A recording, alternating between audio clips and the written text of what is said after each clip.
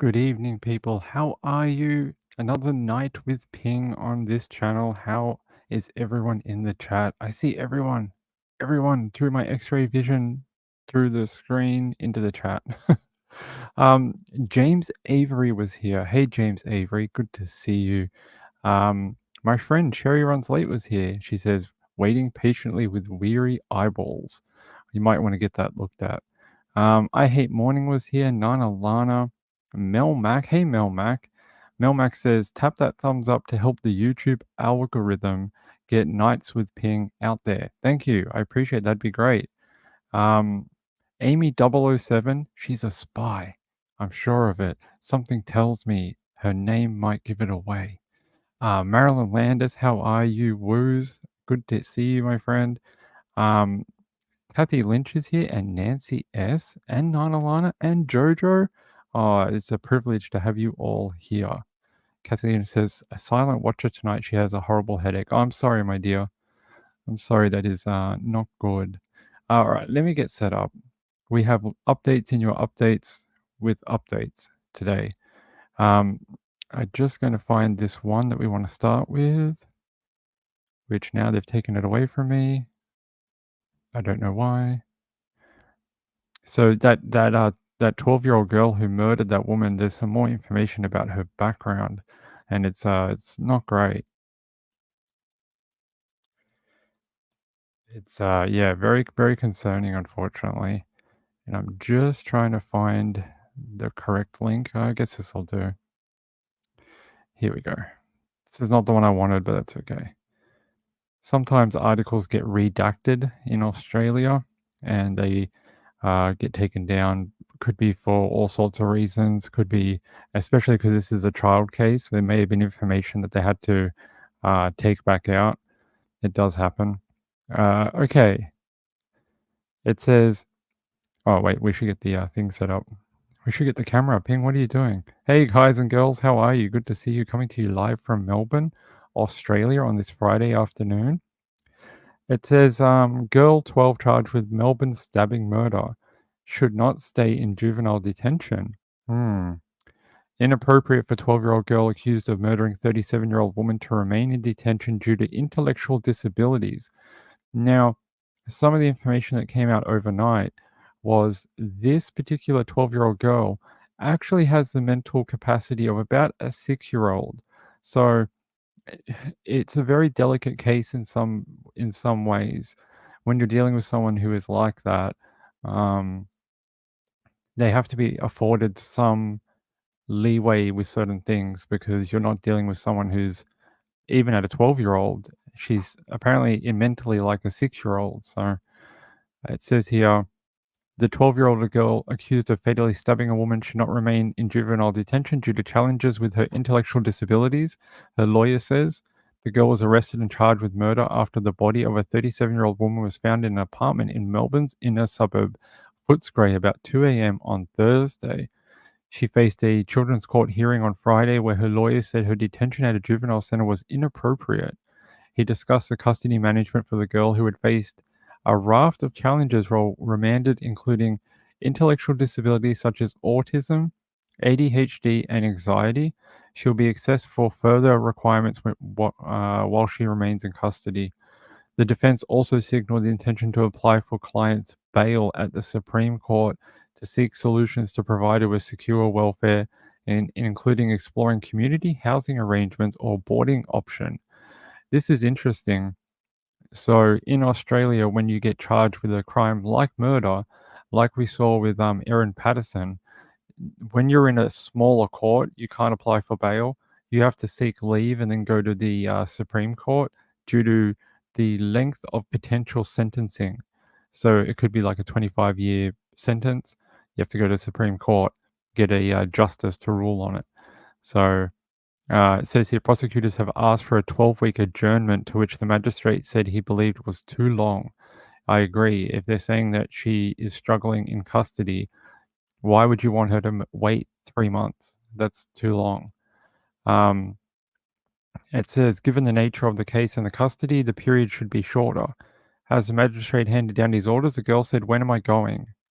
Or where am I going? The girl has been remanded in custody and will appear via video link on the 24th of November for further case hearing. Um, yes, I think we're going to find out a lot more about this girl and her past as as she progresses through the court system.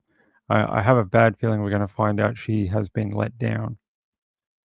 I feel like, because she was a ward of the state and in state care, we're probably going to find out no one was helping her. I just have a really bad feeling about that. How is everyone? Hey, retired RN. Retired RN says her mental G really complicates matters. I agree. I think it does as well. And it makes it hard for her to understand her situation. If she really is mentally a 6-year-old, can she even comprehend what she has done? Can she comprehend that she has killed someone? I don't know. It's interesting. I'm not a child psychologist, so I don't know. Hey LA, how are you? Kim. Hey Kim 68. Good to see you. Um yeah, it's concerning. There was another link. I just want to see if I can find it. There was a better link that had more information on it. Maybe it's this one. Yes. So they're saying that she was in state care. We know that. She had gone missing from that state care for days on end. And according to rumors and people she was surrounded, they said that she was getting prostituted out and that people were visiting her for sex work. That's disgusting at 12 years old, and more so when you understand her mental capacity. I mean, it's horrible. A youth worker told the paper they had never seen a worse example of a child being failed by the state. No one has done anything about this kid's welfare for the past year. People have called the police about this girl, and she has fallen through the cracks. This is a welfare issue, and no one has picked up on it. The Department of Families, Fairness and Housing, which is responsible for state care, refused to comment. The former historic pub on Barclay Street is now understood to be a hostel. Not uncommon for young people in state care to be put into either a youth accommodation, a youth refuge. I can speak from experience there. I was in one for many years. Or they will often house them in a hostel. They just look for any sort of accommodation they can get. So, hold on.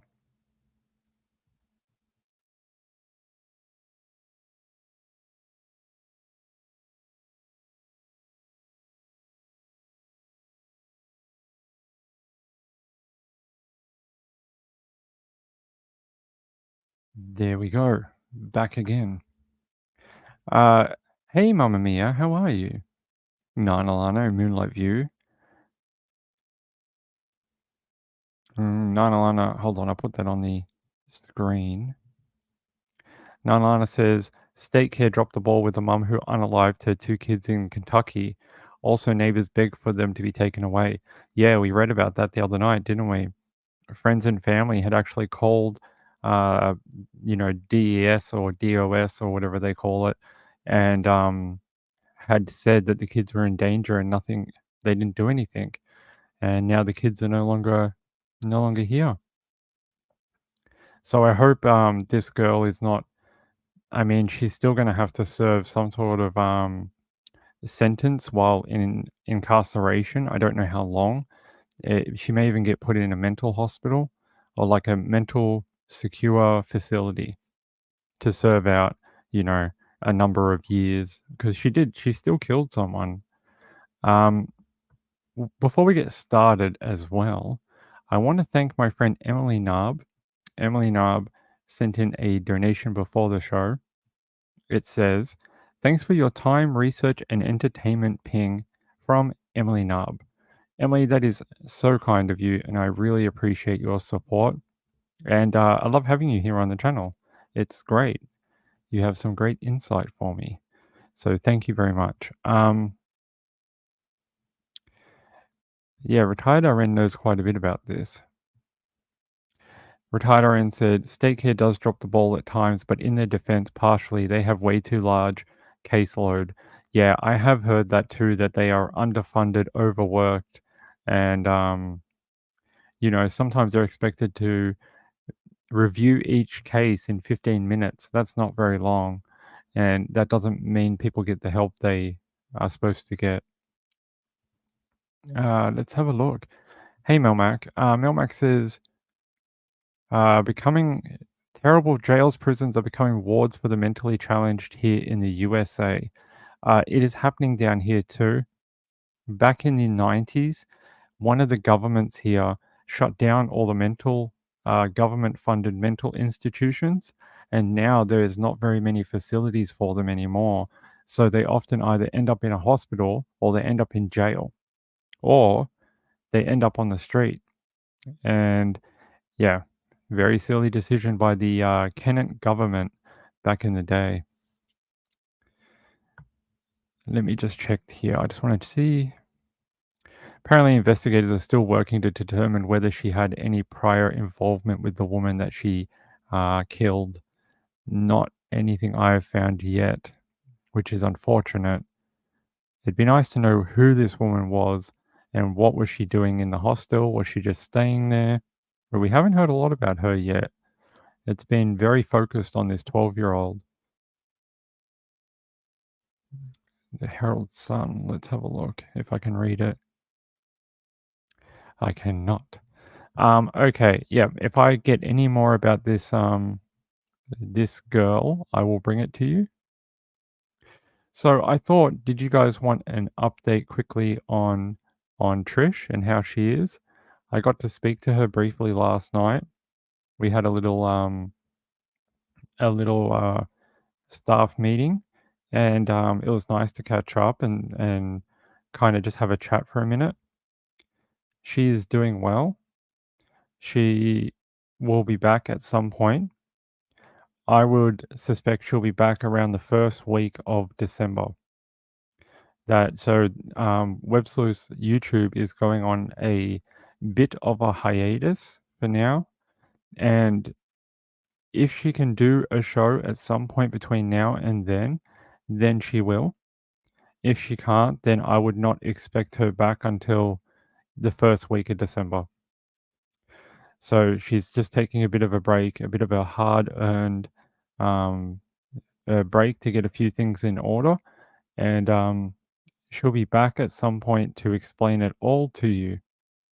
That's all I can tell you. I cannot tell you anything else. But it's all good news.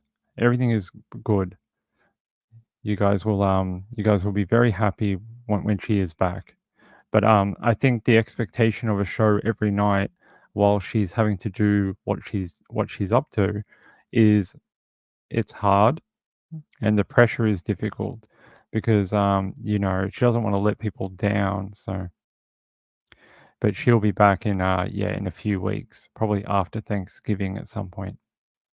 LA says, I do have an opinion which might not be popular about the girl. You can say it, it's fine. It is fine. We're open to opinions on here. Moonlight View says, we miss Trisha Griffith so much she needs a break. Yeah, she's taking a bit of a time out, focusing on herself and a few other things as well. So she'll be back soon, and I expect her to make a post about it at some point. I may have broken her news a little bit, but I wanted to let you guys know that she's okay. And we had a bit of a chat last night, and seems okay. Like I'm not concerned about her or anything like that. She seems like she's doing all right. All right. About Ferrita. Why does that sound familiar? I know we covered that case the other day.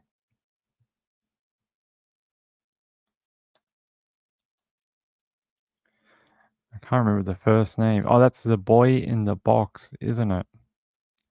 That's the boy in the box trial, Timothy Ferriter, 48.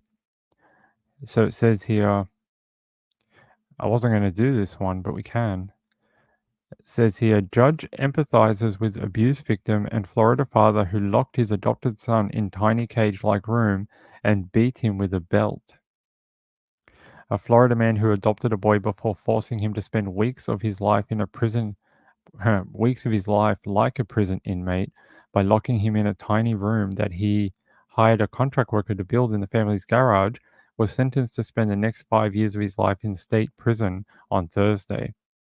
In October, Timothy Ferriter, 48, was convicted on one count each of aggravated child abuse, false imprisonment, and neglect of a child for the torture-like punishment he meted out to the child. A lengthy and often tense sentencing hearing unfolded in Palm Beach County before the 15th Circuit Court Judge Howard Coates. The conduct he engaged with was considered calculating, it was methodical, and it was planned. There were plenty of opportunities that the defendant had to reflect on whether of what he was doing was right or wrong. It sounds like he will also be on 5 years probation after he is released. Coates said Ferriter had ample time to conduct a sanity check on his behavior, but that never happened. The maximum sentence that could have been imposed was 40 years in prison. The state asked for 15, and Florida sentencing guidelines suggested a sentence of 6 years and 4 months. It's a very wide swath of sentencing. Could have been 40, could have been 15, could have been 6. So he got what, 5 in prison and 5 on probation. So about 10 years of supervision. So I wonder if we have a little video that will explain it better than I can. No, We have a disturbing story out of Texas. that's not the sentence. That is an update. Hold on. I want to see if we can see the sentence, but not 3 hours of it. That's not what we want. Here, maybe we can see it.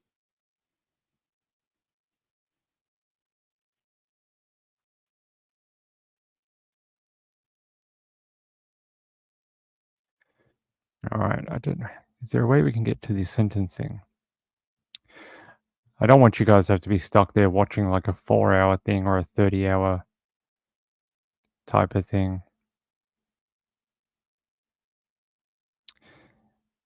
Maybe no, that's not it either. All right, we're just gonna have to give it a miss. But I will give you a link to the sentencing if you would like to watch it and you haven't seen it yet.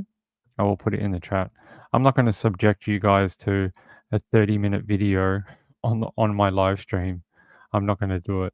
I don't think that's right, and it's a bit boring when you guys come here to see me and see other cases and stuff. So, all right, yeah, very interesting. At least he didn't get off completely. Hopefully, he learns his lesson about child abuse, and he'll be monitored for at least 10 years. All right, let's get to the next one. If I can find my links, if they like me today. How'd you guys go on your Thursday today? While I try and find this, how was your Thursday? Did you get a lot done? Did you just stay at home, watch true crime? Here, we spoke about Kaitlin Armstrong. She has been found guilty. Glam yoga teacher Kaitlin Armstrong murdered elite cyclist Mo Wilson, jury says. And this one does have a video that we can watch. So let me hook that up, and we can all see what happened.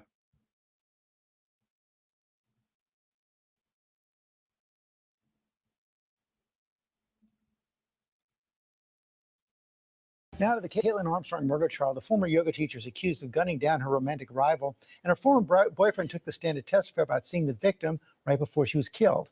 Trevor Ault here with the details. Good morning, Trevor. Good morning, George. So the jury's been hearing from the man in the middle of this so-called romantic rivalry, testifying about his tumultuous relationship with Kaitlin Armstrong and saying he spent time. Hey, you're supposed to give me the sentencing. Do a better job so I can steal your content. No, I'm just kidding. Let's see if I can find it. We're not having a good day with the links today, are we? Here we go. This one's better. Last couple of hours, we've seen a jury in Texas find a pro cyclist guilty of murdering an alleged romantic rival in a jealous rage. This is a story we've told you about here on this show. You see the back of Kaitlin Armstrong's head here. She's standing up as the judge is reading the verdict, with the victim's family apparently getting emotional as that happened. You'll remember Mariah Wilson had been riding her mountain bike over to a friend's apartment back in May of last year when Armstrong shot her 3 times.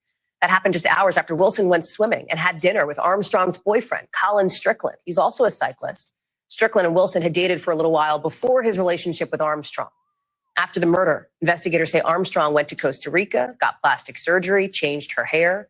Morgan Chesky is joining us now. And Morgan, this is a story that made headlines nationally almost the second that word got out about what happened here, because of some of the circumstances of this. Walk us through here what happened in the trial that led the jury to this decision and the reaction that you're hearing tonight. Yeah, Hallie, really a stunning verdict. Less than 2 hours of deliberation. Then the jury comes out and they find Armstrong guilty of the murder of Anna Mariah Wilson. And these 3 individuals, Armstrong, Wilson, and Colin Strickland, all intertwined in relationships at various points in time. We know that Strickland dated Kaitlin Armstrong before and after a brief relationship that he acknowledged with Anna Mariah Wilson that took place in fall of 2021. And the state made it their mission to point out the mountain of circumstantial evidence that implicated Armstrong here in this crime, painting her to be a very jealous girlfriend, one that spied on Wilson's or Colin Strickland's electronic devices, iPads, phones, trying to track his whereabouts. And it was some of that circumstantial evidence, Hallie, that really put her at the scene. Both DNA on Wilson's bike that belonged to Armstrong, her GPS in her Jeep going around and around that scene about an hour before Wilson's body was found. In addition to the fact that she had been monitoring her workout activity on the Strava fitness app. And those are just a few of the examples. And some of what we heard today also included that Armstrong had friends who independently called police and said that they had heard her mention on 2 separate accounts threats of potentially killing Anna Mariah Wilson. All of that, despite the defense's best efforts to poke holes in some of that DNA or GPS science, it wasn't enough when the jury went ahead and found her guilty of murder here, Hallie. Morgan Chesky live for us there in Austin. Morgan, thank you very much. In the last couple.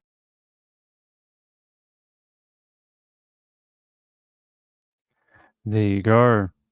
Hearing it first. Every time I see one of these jealousy or anyone murdered that's basically innocent, I'm like, what a waste of a life. What a waste of several people, like it happens every day though. Every day people decide to take that decision to take someone to kill someone and take their life, and it's really horrible, especially when you get a lot of like planning like this one. It's not nice at all. Hey Catatonic. Catatonic says psycho. I agree, especially when it was, move on, find another person if you're really that caught up. I mean, don't go and kill someone because of something that happened like months ago. Who cares? You're back with the guy. Don't worry about it or whatever. I can't remember which way it was, whether they had the sort of fling when they were broken up for a while and then she got jealous when she found out, but whatever it was, it's not worth it. Just move on. Learn to divorce or learn to separate. Learn that there's 40 other million men out there, or learn that there's 400 million other women out there that you can go and start a new relationship and sleep with, or whatever. You know, it's a big world. You could find anyone. You don't need to like be so clingy to one person. Don't worry about it.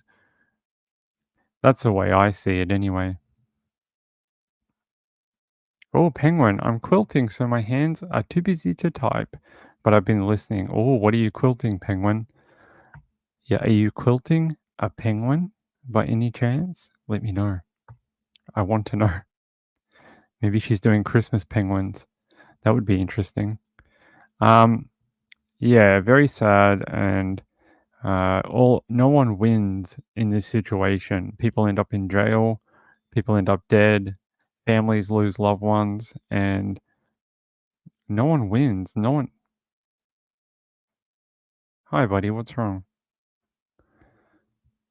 My cat just jumped up. He never does that. Juicy Jules says, quilting Ping's gift. Oh, okay. A penguin gift. That'd be interesting. Retired RN says, what I like about this community is that we can agree to disagree. 100%. We don't, annoy people for having a different opinion. They are welcome to express it and talk about it. Okay. Actually, let me just have a look. I'll show you something. I think Trish just posted a message to you all here about 10 minutes ago. She says, hey everyone, because of technical issues, I am still traveling. I've decided to take some time off and resume our WebSource Live when I get back in Texas, sometime after Thanksgiving. I also need a break to work on a few things. All is well. In fact, things have never been better. I will tell you more when we are back live. In the meantime, get your true crime fix with Nights with Ping. Thanks, Trish. I appreciate that. Although I think she linked to the wrong thing.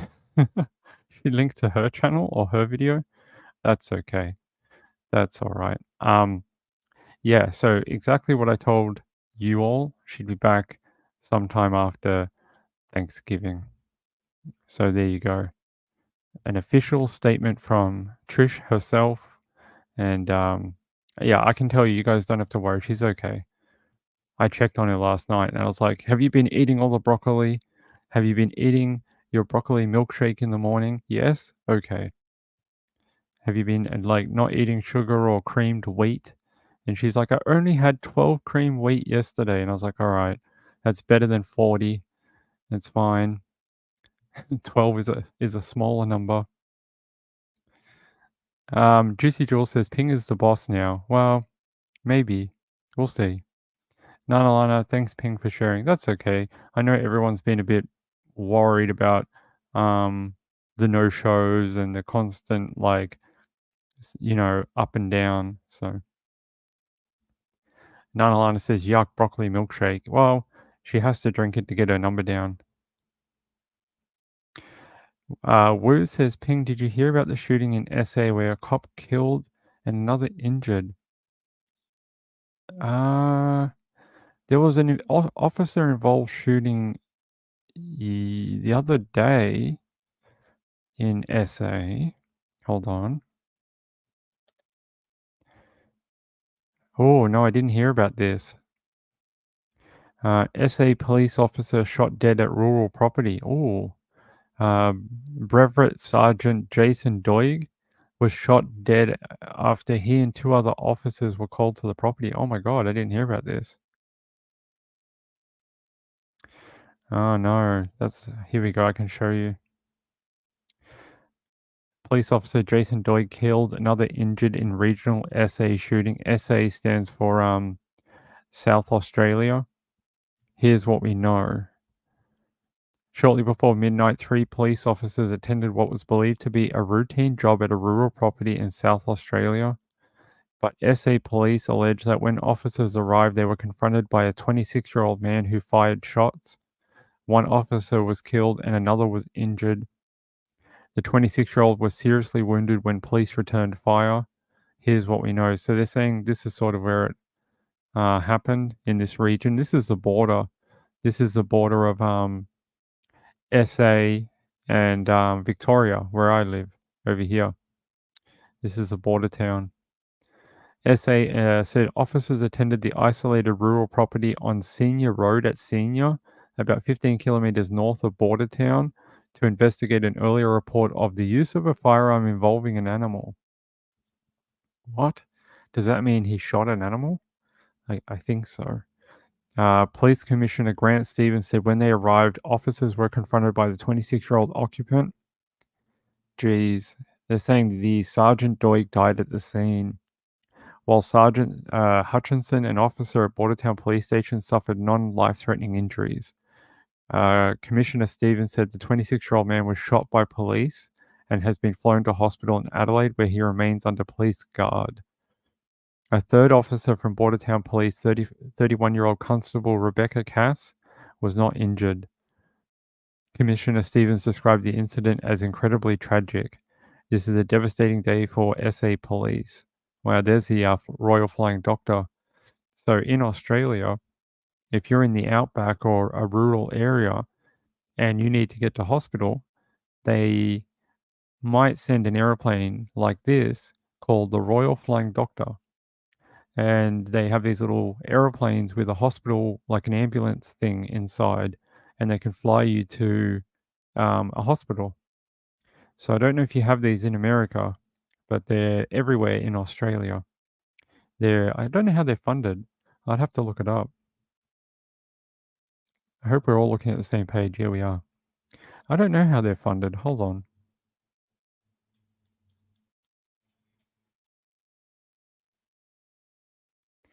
Here. How are they funded? The Australian government provides 300 million over 4 years to the RFDS, which is the Royal Flying Doctor Service. Okay. Yeah, so they will pick you up and they'll take you to different hospitals. And when people have accidents on their farm, these guys will come in and transport you to a city hospital for help. Jojo says, I'm setting up supplies for my son to decorate his turkey tail for kindergarten. Oh, that's very cute, Jojo. Are they doing like that hand thing? They do, they have to trace the hand and then turn that into the turkey. I've seen that in America where they make the little kids do that with the hand. What? Wu says, just heard on news another shooting in Australia at Rockhampton in Queensland. What is going on today in Australia? Here we go. Police investigate after man found shot dead in Queensland. A man has died after he was believed to have been shot in central Queensland this morning. Emergency services were called to Yeppoon Road at Norman Gardens in Rockhampton about 4 a.m. today, where they discovered the man with critical head injuries. The man, believed to be aged in his 30s, was assessed by paramedics but was declared dead at the scene. It sounds like a self-inflicted. It says police are treating the death as suspicious and a crime scene has been set up to establish the circumstances behind the incident. Anyone who witnessed suspicious behavior in the area at the time or who may have information is urged to contact police. I still think that the description of his injuries are interesting. Critical head injuries. People don't normally, when they shoot other people, aim for the head. They aim for the body because it's easier to hit. So that is interesting. Apparently he was found on this road. Okay. Maybe someone driving past shot at him? I'm not sure. Who says I'm breaking news to ping today? I know, you normally email me and I'm like, I already have that one. I've got that one. I'm normally the one that tells you I've got it. I just didn't see any shootings today. That's all. That's horrible that we have so many. Hold on. This is apparently about the 12-year-old. I want to see if we can watch it. A 12-year-old girl has been arrested over the stabbing death of a woman in Footscray. For more, I'm joined by Adam Hegarty. Adam, her body was found in an apartment complex. It was, Pete, an incredibly sad situation. And the broader context here is that 12-year-old girl arrested was in state care. It was around 2 o'clock this morning in an apartment above Footscray's old Royal Hotel where that 37-year-old woman was found stabbed and killed. It was neighbours in that same apartment complex who called it in. Then when police arrived, they arrested that 12-year-old girl at the scene. Initially, they took her to hospital, kept her under police guard. But since then, tonight, she has been released and she's being interviewed by homicide detectives. One of the things we've been concerned about, particularly in the past 12 months, is the amount of kids that didn't return to the school system after the pandemic. It's going to cause massive problems down the track. We don't get these kids back where they belong. That's in a classroom and not in courtrooms. And Pete, we believe that the 12-year-old girl and the victim are not related. Okay, thank you, Adam.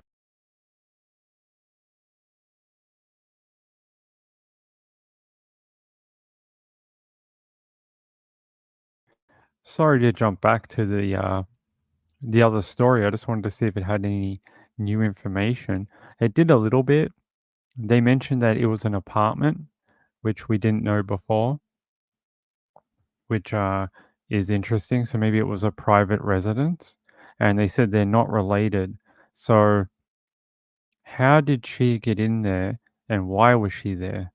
That'll be the questions we want to answer. Hey, gambler. Oh, okay. Gambler's going to the drugstore for Black Friday special, I guess. Go get the specials, gambler. Go get the specials. Hey, Emily Narb. I said thank you to you at the beginning of the show, and thanks again, Emily. I appreciate it, and thanks for the sweet message. I appreciate it. Yeah, we'll find out more as she gets assessed for her mental capacity and the court case moves through the system. We'll get there with her. I hope they treat her correctly, even though she has committed a very horrific crime. It's sad, the fact that she was roaming the streets on her own and no one really cared to go look for her or put her in a more secure housing environment or something like that. All right, we have a different story. Yeah, I don't know if I'm not going to do this story, but did anyone see today that a woman filed a lawsuit against Puff Diddy or Diddy Coombs or whatever his name is now, saying that he R-worded her and sexually trafficked her for a decade, including beating the crap out of her and causing her to have like bruised face, broken eye socket, and he even abducted her at one point.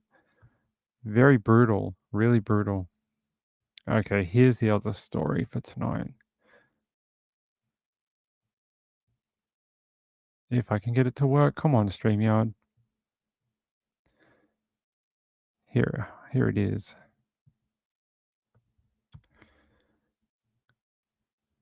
Tonight for the murder of Tatum Goodwin, the young woman found dead behind a building in Laguna Beach on Sunday morning. NBC4's Darsha Phillips live right now in San Clemente, where tonight a vigil was held for her. Darsha. Yeah, Colleen, well, Laguna Beach police making that announcement of that arrest late tonight of the arrest of 26-year-old Dino Rojas Moreno. Now, they said that this arrest was made with the assistance of Newport Beach police as well as Anaheim police. We did speak to Tatum Goodwin's family. They say they do not know how or even if she knew the man who was arrested. As you mentioned, there was a vigil here in San Clemente in honor of her life.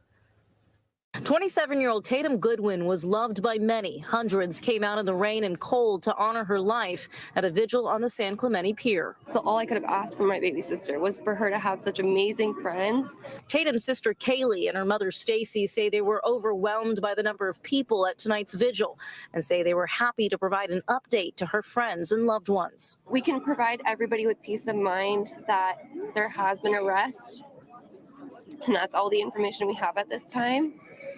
But there has been arrest, so there is some type of peace there, but there's never going to be full peace for what has happened to Tatum. Tatum's body was found by construction workers Sunday morning near the 200 block of Ocean Avenue in Laguna Beach.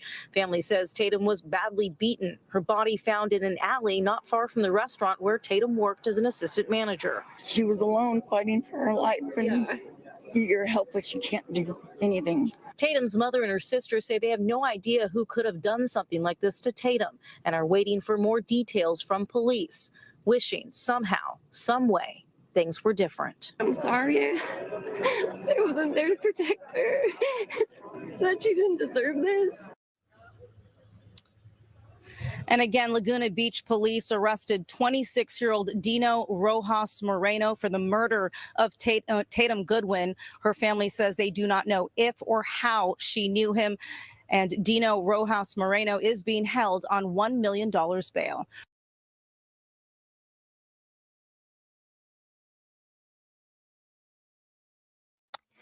Hi, Tina. Good to see you.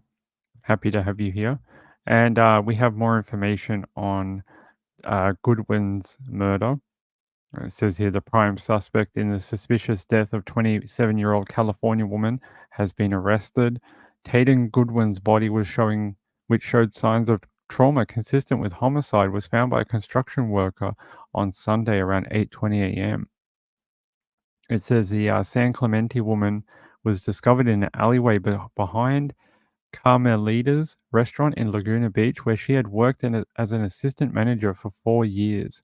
On November 15th, a 26-year-old Dino Rojas Moreno was arrested in connection with Goodwin's death. The arrest was the result of outstanding police work by our investigations team that worked tirelessly with our law enforcement partners to bring justice to Tatum Goodwin and her family. Here's a photo of the person who has been arrested on that murder. He looks cocky. He looks like, I may have been caught, but I'm going to get away with this somehow. He does not look scared or upset or anything like that. There's a photo of Tatum. Very, very sad. Another woman, another female, young female, killed. Just killed because some guy, can't control his own emotions or feelings or rejection. Who knows? But killing of our females in our society is an epidemic, and it's awful. We need to do more as men to stop this. Speak out, and if you see something, help a woman if you can, or at least just give her a heads up. Like if you see someone being creepy around her, just tell her that you can see it, and maybe that'll be enough to help her out of that situation. It's just do what you can to help without being an asshole about it, basically. And it says here he's being held on a $1 million bail, which he won't be able to post.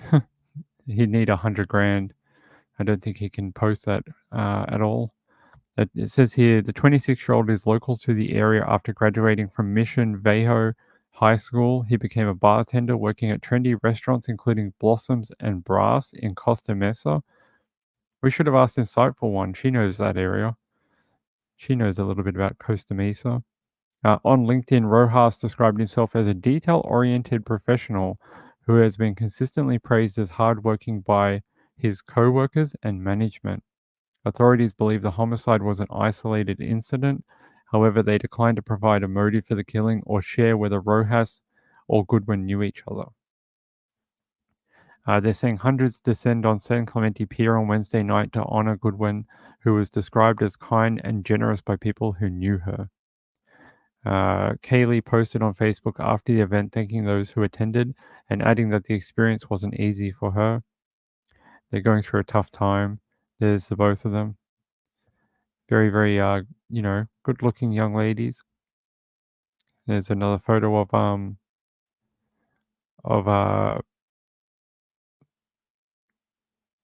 trying to see who that is. That must be the owner of the restaurant, or is that her? I think that must be her. And here's another photo of the guy they arrested, Rojas.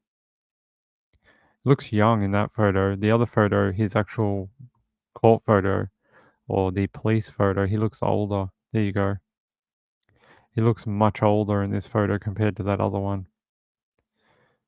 At least 5 years. At least. If you look at that. That one, he looks really young.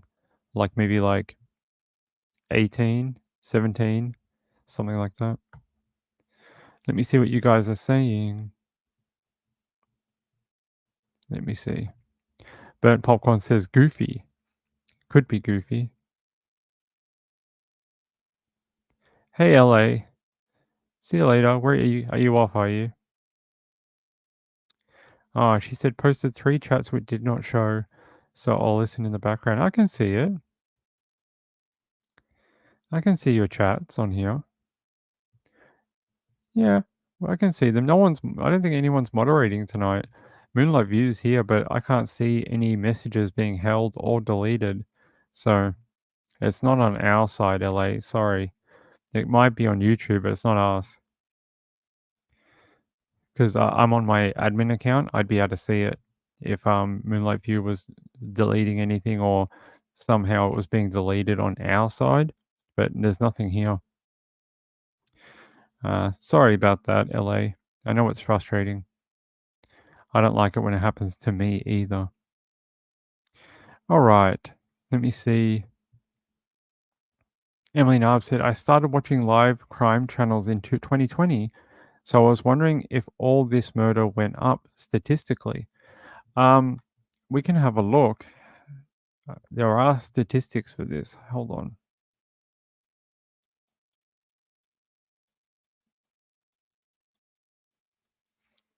I know in the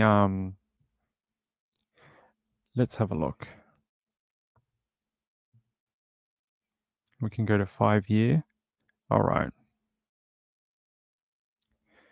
So 2019 was the beginning of COVID, and then it looks like it quietened down a little bit between 2019 and 2020, but then in 2020 it rose, and then it has risen again going into sorry.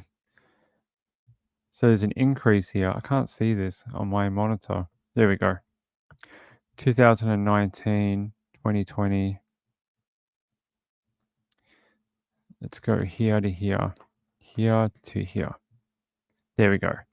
2019 was very low, as we can see, 4.99 per 100,000. So 5 people, just under 5 people per 100,000 population. And then it rose to 6.5 roughly in 2020. And then in the last reading they have is 2 years ago, 2021, it rose to almost 7%. So slightly increasing since the pandemic, as you can see on the graph. So definitely, wonder if we can go all the way to 2023. Let's have a look. Will you give me another year? Yes?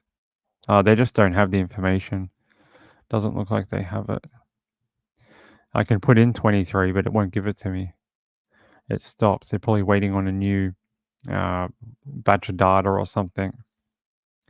But yeah, there you go. US murder rate for 2021 was 6.81. 2020 was 6.42. And 2019 was 4.99. So between 2019 and 2020, it was almost 30% increase from the previous year. 2020 to 2021 was about a 5% increase, which is about normal when you go back to 2018 and look at what it was between 2017 to 2018 was about a 6% increase on a decline. So we've gone up. almost like 35% since 2017. That's a lot. Increase. It's a lot. That is quite a bit. So you can see it, the different rising rate since 2017. I thought that was actually the same as this at first, but I was like, well, that's probably about the yearly average. But no, it looks like it declined at one point, increased a little bit during the start of the pandemic, and then really shot up the year after. The 28.78%, that shows you how much the pandemic quieted most people down and kept people like indoors or away from people, stopping like violence and stuff. Although if we look at domestic violence reporting between 2019 and 2021, I want to bet that even during 2019, it probably went up because people were stuck together in their homes a lot more than they were used to. That's my bet. I want to say that's what I would think.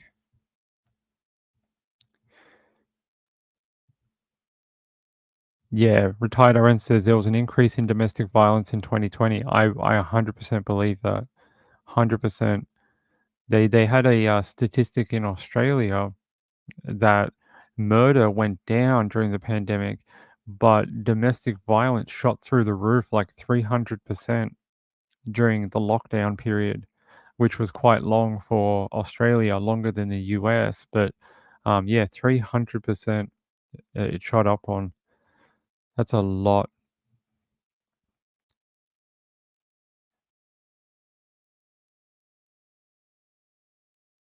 So I'm just trying to see what Moonlight View is saying. What's wrong, Moonlight View? Emily Narb said, yeah, it tested marriages. I think there was also an increase in divorce during that period too. During the lockdown, there was a higher divorce thing as well.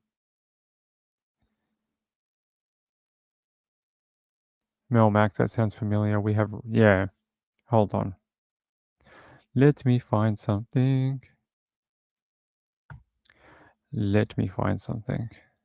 I want to find the Australian statistics because they were better and it had a better graph. That one's annoying.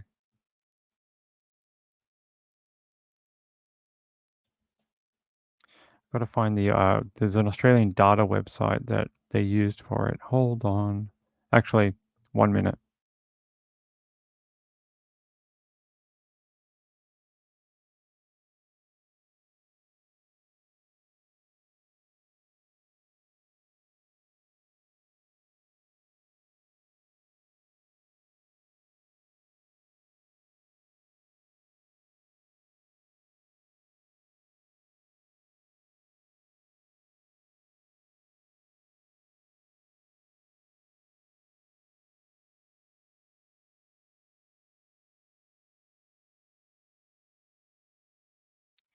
This one is easier to read. I don't know how this would translate, but I would probably say pretty similar. Although probably larger populations because America's got more people per capita. So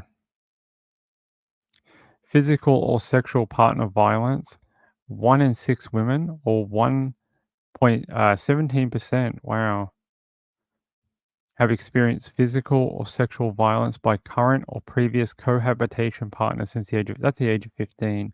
Where's the here? The most recent PSS was conducted between March 2021, we were still in lockdown then, and May 2022 during the COVID-19 pandemic. The ABS are releasing data in stages and topics on the page will be updated. Okay. Yes, this was the one I was looking for. Here. According to the 2021 to 2022 PSS, an estimated 3.6 million Australian adults, or 19% of the population, experienced emotional abuse at least once by a partner since the age of 15. 12 months before the survey have changed over time. The proportion of women who experienced partner emotional abuse was stable between 2012 and 2016, but decreased from 4.8% in 2016 to 3.9%. Really? Okay, that's interesting. To 3.9% in 2021 to 2022. The proportion of men who experience partner emotional abuse increased from 2.8% in 2012 to 4.2% in 2016 before decreasing. I wonder why it's showing this decrease when everything showed us that more people were getting divorced and more people were experiencing domestic violence during the lockups and stuff. That's interesting. The 2021 PSS estimated 2.0 Australians. Yep. That's interesting. Okay. I wonder if it's here. During the family, domestic, and sexual violence during the COVID-19 pandemic. The impacts of the pandemic can be wide-ranging, with people experiencing different circumstances depending on their situation, situational stresses. We continue to learn about the impact of the emergency phase of the COVID-19 pandemic on family, domestic, and sexual violence. The results from the PSS showed that between 2016 and 2021 to 2022, there was a decrease in the number of women experiencing sexual or physical violence in the 12 months before the survey, and a decrease in women and men experiencing partner emotional abuse. The rate of sexual violence for women remains stable. So it's saying during the pandemic it was stable. That's very, there you go. You can see the different intimate partner violence experienced by women in Australia during the first 12 months of the COVID-19 pandemic, which that would have been 2019. That was when we first had it. You can see the different rates of abuse and violence within the relationship with an intimate partner. So there we go.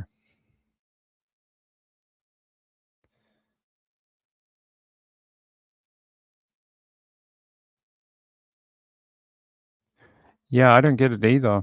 All the media and all that told us that it was increasing and that it was worse right now because people were locked up together, but the data doesn't back that up. The data just says it was stable during that period. There you go. It doesn't look like it increased much. All right, there we go. That's from our government, the Australian Institute of Health and Welfare. And I don't think they have anything else, do they? Long COVID or health? No. Impacts of COVID-19 on the Medicare? Okay, that's not what we want. Just trying to see if we have any more data. No.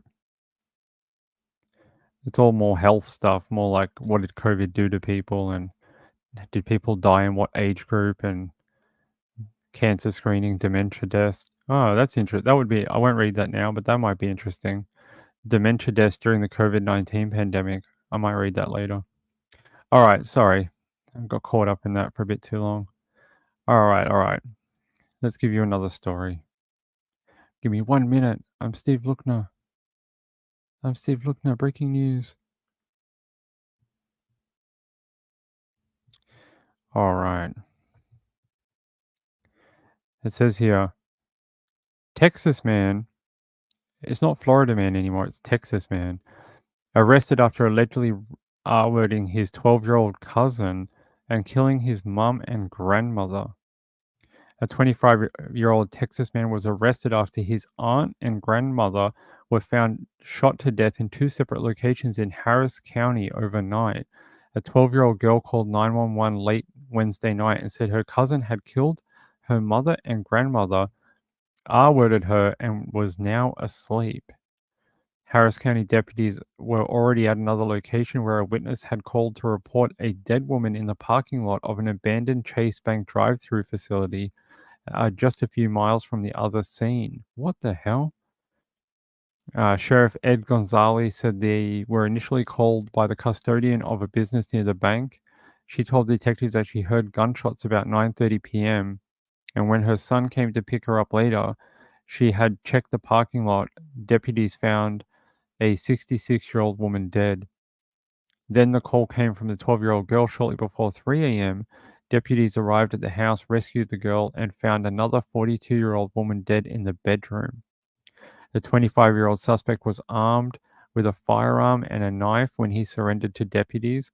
Investigators said a white pickup truck was seen on surveillance video at the Chase Bank location. Wow, and was found in the driveway of the second crime scene. Harris County Sergeant Ben Beal said it wasn't clear what led to the shooting, but that deputies had responded to numerous calls for assistance over here at the residence. Oh my God. So they'd been out there a bunch of times already. We understand that he has some drug issues and is not welcome over here at the house. So how he came over to be over at the house this evening, how long he has been going on, we don't know at this point. Is this a press conference? 25-year-old family member has been arrested after a mother and grandmother were found dead. A 12-year-old here survived all of this, called 911 when the suspect fell asleep. Deputies are now investigating two crime scenes this morning. Here's ABC 13's Courtney Carpenter live for us from Deep Meadow Drive in Northwest Harris County to piece together this story for us. Courtney. Yeah, good morning, guys. What deputies say happened out here is really tragic. The victims lived here on Deep Meadow Drive, but deputies were actually first called to Wortham Boulevard around 10:30 last night, which is just a few miles away from here. There, it was an abandoned Chase Bank building near the corner of 290 and FM 1960. Deputies found a 66-year-old woman dead. They say she had been shot several times and also had other injuries. They spoke to a woman who was cleaning one of the nearby businesses, and she told them she heard gunshots around 9:30. And when her son came to pick her up, he went over and found the woman's body and called authorities. As deputies were investigating, they got another call here at this house where I'm at on Deep Meadow Drive. A 12-year-old girl told 911 her cousin had shot and killed her mother and grandmother, had also sexually assaulted her and was currently asleep. When deputies got here, they found the 42-year-old mother dead in a bedroom. They rescued the girl, and the 25-year-old cousin surrendered. We asked the sergeant what may have led up to all this. Here's what he had to say. There have been numerous calls for service over here to the residents, some of them including the cousin who was charged at one point with criminal trespass over here. We understand that he has some drug issues and is not welcome over here at the house. So how he came to be over at the house this evening, how long this has been going on, we don't know at this point. It's our understanding that he is the 12-year-old's cousin, and he is the nephew of the 42-year-old mother. And so what the relationship is with the grandmother, I don't know if he's another grandchild or exactly what the relationship is, but they do have the same last name. Deputies tell us the 12-year-old girl was taken to the hospital. She's being interviewed by a nurse this morning. At this point, investigators are still working to get a search warrant to go inside the home. They'll be out here, I'm sure, for several more hours working to try to piece together what exactly happened out here. We'll continue to keep you guys updated. Reporting live here in Northwest Harris County, Courtney Carpenter, ABC 13, Eyewitness News. Our thoughts and prayers with that. Dead at Chase.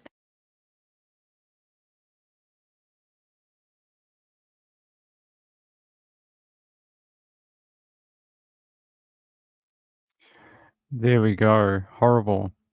And we have another bit here. It says here, last night, HCSO, Texas CSI, and homicide investigators responded to the 9739 Wortham Boulevard, with a parking lot. Deceased body of an adult woman, 66, was discovered with multiple gunshot wounds and other trauma. I'm just trying to see if this has any other information on this article. I can't believe a 12-year-old girl had to call the police and tell them that he'd killed her relative and that she was frightened even though he was asleep at the time. She was taken to hospital, but she's going to be suffering anyway. What? Your old family member. Stop doing that. There we go. Sorry, it always wants to play videos in the background, even if I'm not on that page anymore. Yeah, I feel bad for the 12-year-old. She's gonna lose her mum and her aunt, and she survived this. He didn't kill her, luckily, but she's gonna have a very horrible time for the next however long it takes for her to heal mentally from knowing that a family member robbed her of 2 of her family members. It's horrible. Tina Lucille says Texas equal death penalty. Could be. Retired RN says lifetime trauma for that young girl. Yeah, she may never get over that at all, ever. Knowing that someone she knew came and murdered 2 of her relatives. I mean, that's the worst kind. That's trust breaking, even if they knew he had problems or whatever. Still, you think he's family, he wouldn't hurt us. Amy sent this in to me. Samantha Azzopardi drops bail application after being hit with more charges. Now, if you don't know who Samantha Azzopardi is, Jesus Christ. She is considered like Australia's greatest con woman or something like that. She's not like that woman with the bank, the one who, not the bank, the financial thing where she tricked people out of money. She has a real knack for like taking on identities of other people and then tricking people into caring for her or um, just taking things from people, I guess, money, shelter, food, attention, sort of getting into their families and trying to become a part of their family unit, that type of thing. There was a documentary on her that came out not long ago. If I can get the name, I'll tell you. It was very good. It was on Netflix, I think. Yeah, it's called Con Girl, and it was released a few months ago. Really, really good documentary if you can find it, and it really goes into her offending, where it started, including one girl that she was with that she convinced this USA woman. This woman came from the US to have a holiday in Australia. She convinced her that they were under threat from because her family was involved with the mafia or something, or she was an agent, an undercover agent, and these bad people were after them, and that if the bad people knew that she was with her, that then her life was in danger. And she basically got this tourist on the run with her for like months at a time. This poor woman from the US has no idea what's going on, except that she thinks her life is in danger. And just, I don't know how you can be that, that sick and twisted to do that to someone that you don't really know. But yeah, I mean, if you want to watch a good documentary about it, watch that doco called Con Girl. Very, very good. But it says here, yeah, but eventually the girl kind of caught wind of it, and she was like, "Oh, I think I've been tricked and all this." And then Samantha, as a party, got her back into it again with another lie, and then I think eventually, she realized that she was full of crap and walked away from her and got out of it. It was almost like an abusive relationship. It says here she was in Heidelberg Magistrates Court, which is in Melbourne, just around the corner. Hearing on Wednesday, charged with a single count of obtaining financial advantage by deception between September 4th and 9th of this year. This year? So she's still at it. She's still conning people a month or two ago. Oh my God. There's a photo of her. Says here, a lengthy summary of Azzopardi's alleged offending has also been filed. It says, as a party being in custody reduced or eliminated her risk of further alleged incidents, though her concerns were not completely alleviated. The police narrative raises a concern of the affected person being contacted by a lawyer on her behalf of Miss Azzopardi in circumstances where she was in hospital. Azzopardi, 35, appeared via video link from Melbourne's women's prison, the Dame Phyllis Frost Centre. Don't we know someone else who went there? Someone by the name of Erin? This is where Erin is right now. So she's hanging out with lovely characters like this woman. Maybe they'll become best friends and they'll open up a mushroom eatery.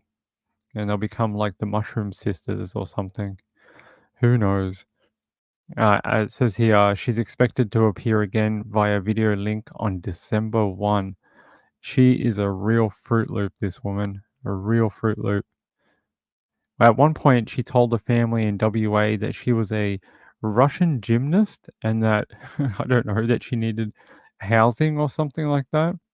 And then another time she said she was a 17-year-old girl who needed, like, you know, she needed to go to school and be housed, and she became best friends with this family's daughter, and then they eventually cottoned on to her offending as well. And it was when the school was like, this girl ain't 17, she's more like 25. So she is a real Fruit Loop. Yeah, here, I'll show you. The true story behind Con Girl, the bizarre case of the 35-year-old woman who went to school. She did. She went to school like year 11 or 12. And it says in October 2013, police officers came across a young girl near the General Post Office in Dublin city centre. The girl seemed distressed. She was non-verbal but indicated with her fingers that she was 14.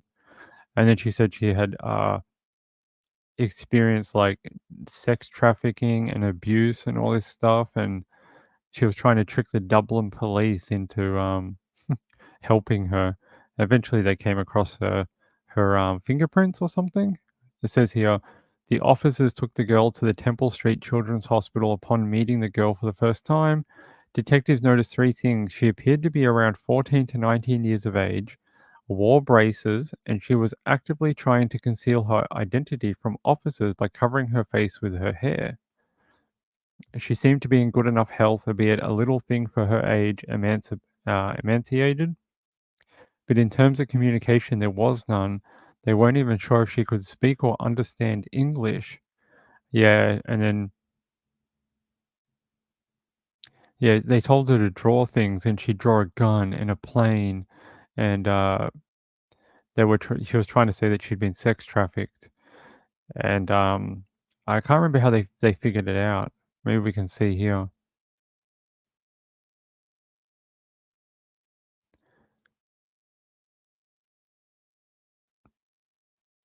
I'm just trying to make the story shorter for you.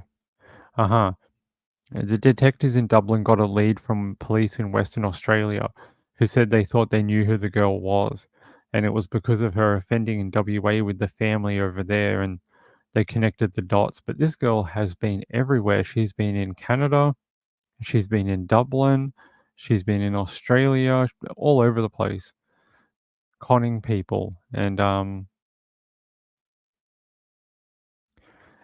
Tina Lucille says, what was her life growing up?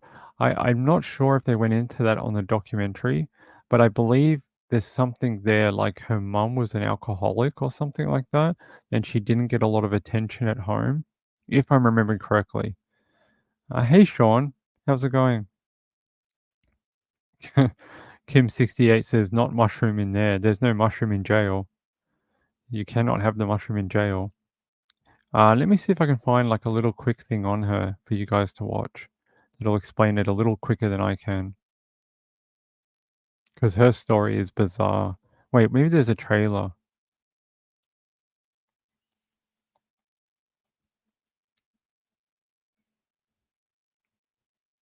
Yeah, hopefully, is this the right one? No.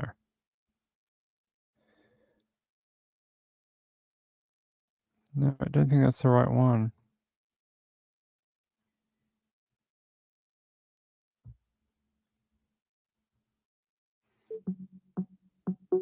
When I first met Samantha as a party, she introduced herself to me as Annika Decker. She called herself Coco. Was calling herself Layla. Emily Escobaris. Layla Evans. Harper Hernandez. Coco Palmer. She worked for Elite Model Management based in New York. She's a gymnast with a Russian background. She sounded like the perfect okay. She's a victim of a pedophile ring. Your parents are spies? What do they mean kidnapping? That's crazy. What is going on here? She's Australia's greatest con woman. I just couldn't believe that I could be conned so easily. All of us are susceptible to being tricked. You're never quite sure whether what you see is true or not. I've never felt more violated. I was ashamed of myself. I was just shaking. My heart was pounding. Were you setting us up to steal our children? A woman has been charged with stealing a baby. When you start involving children, it has the potential to become very dangerous. Oh my God. I've just sent my daughter off with a complete bloody stranger. I just knew that I was unsafe. I'm scared out of my fucking mind. I hid one knife under a mattress. This woman's not leaving this motel room. Why does someone do this repeatedly? It's not driven by desire for money. It's almost like an addiction. If your addiction is deception.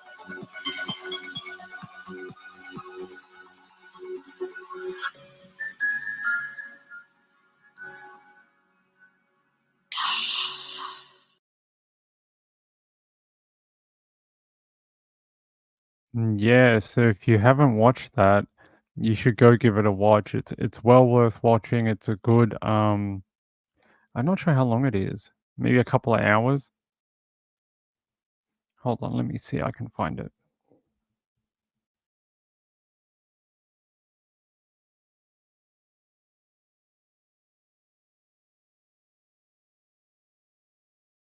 Yeah, I can find out how many episodes. Hold on. If it'll let me. No, you don't want to let me. It's a very interesting documentary about deception. Is it one episode? One season? 4 episodes, I think. Either 4 or 6, I can't remember. But it's a few. And yeah, well worth a watch if you can find it. I'm pretty sure it's on Netflix. Yeah, it is fascinating. So if you watch the documentary, then you'll know when we talk about her a little more about her background. It's so detailed that even if I tried to tell you more about it, like I tried to tell you a little bit about it and it didn't fully make sense, you've got to watch all of it and then you'll kind of have a better understanding of what she did. It's brutal. She's nasty, real nasty. Yeah, everyone's saying they're going to watch it next. Fantastic. I hope you do. It is, I don't recommend documentaries unless I think they are worth the time to put into them. And that is 100% one of the ones I would tell you to watch. I don't have any new ones right now, actually, I don't think. If I'm just looking through my list of shows, I don't think I have any that I would recommend other than that one at the moment. Yeah. Nothing I've seen recently that I'm really enamored with. All right. Sorry, there's someone in my background, right? And I can hear like, like if you're at an ATM and you press the buttons and you're like beep, beep, beep, beep, beep, beep, like that. That's what I can hear, like in somewhere over here. Like beep, beep, beep, beep, beep, like that. I don't know what it is, but it's very distracting. Hold on. Wonder if I have another bit of information about Samantha for you. I can't believe she was arrested again, for real. It's like she is, like, will she ever stop offending? I don't think so. Here's the article from when she was arrested in, October, just a couple of weeks ago. Serial con woman who pretended to be more than 70 different people, including a child orphan and a Russian gymnast, has been arrested again on new charges. It says she was arrested by Victoria Police on High Street in Northcote, around 10 kilometres northeast of Melbourne CBD on Tuesday, October 10th. Again, obtained financial advantage by deception. She was taken into custody over several acts of alleged deception across multiple states and Melbourne, across multiple areas of Melbourne. The incidents allegedly took place between August and October this year. Far out. I don't think she will ever stop. They basically think she's very sick. They think that she invents these alternate storylines to sort of garner attention and make her life more interesting than it is. And it's because of some trauma that she had in the past. And it's really like rewired her brain to make her very different. No, she's in jail again now. They're back in jail. So she was arrested in October, and she was at a court hearing today, and she is looking for bail, but she has to go to the Supreme Court, just like Erin Patterson does as well. She'll have to go to the Supreme Court and get bail. Yeah, it revealed how she duped a family in 2010 to take her in after she claimed she was a gymnast. They even had prepared to adopt her after falling for her alias before several documents uncovered her real identity. It's just, and apparently in October 2019, she pretended to be an au pair for a family, and then eventually they cottoned on to her stories not adding up as well, and then they ended up having to get the police to get her out of their home because they thought she might kill her kid. Like they just had a baby, and that's why they needed the help. And the mum was really worried that this woman might harm my kid. So it says here she faced Downing local court in December 2022 after pleading not guilty to telling police she was a 14-year-old child abuse victim from France. She had been sentenced to 17 months behind bars when her case was previously heard in November last year. If she was sentenced to 17 months behind bars last year in November, how was she charged with more crimes? Was she doing crimes from prison? Let's have a look. It says here, the court was told Azzopardi was diagnosed with a condition known as pseudologia phantasica. So I'm not sure what this is. So it's typified by three characteristics. The stories are not entirely improbable and often built upon a matrix of truth. The stories are enduring. The stories are not told for personal profit per se and have a aggrandizing quality.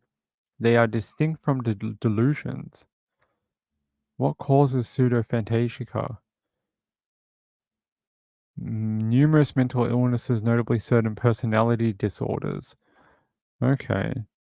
I can't say I've ever heard of this one, but apparently it's the new saying for pathological lying. So if you go to the Wikipedia here, under pathological lying, it says here pseudologica, phantasica. Interesting. So it's like, I guess the medical name for it now. It's interesting. Okay. You guys don't want to see me read Wikipedia.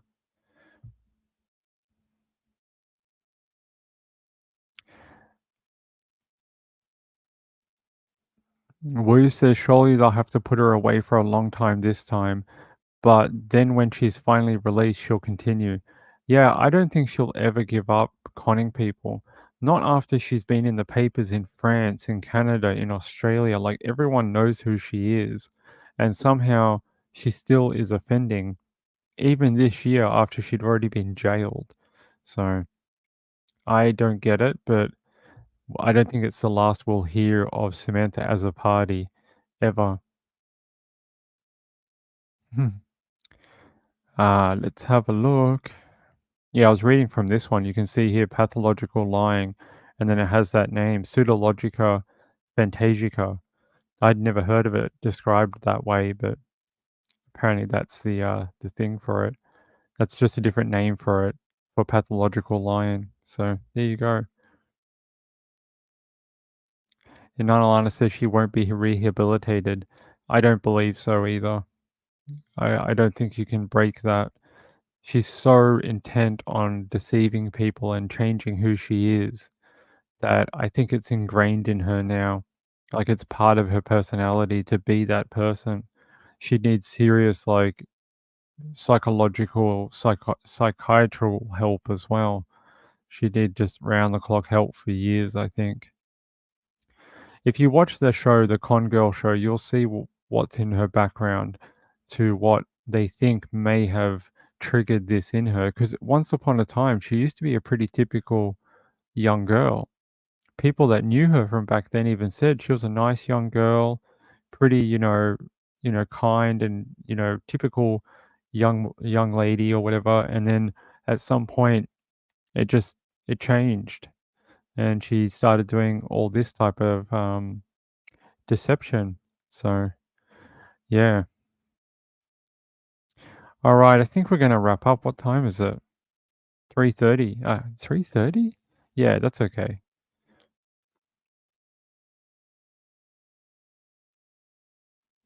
What?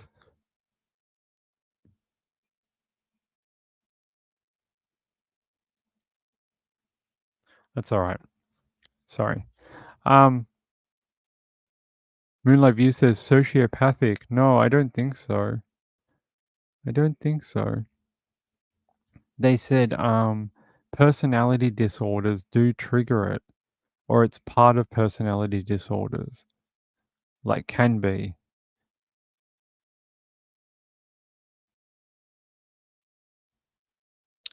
Sissy, the stories are presented in a way in which the liar is portrayed as in a favorable manner. The lie decorates their own person by telling stories that present them as the hero or the victim.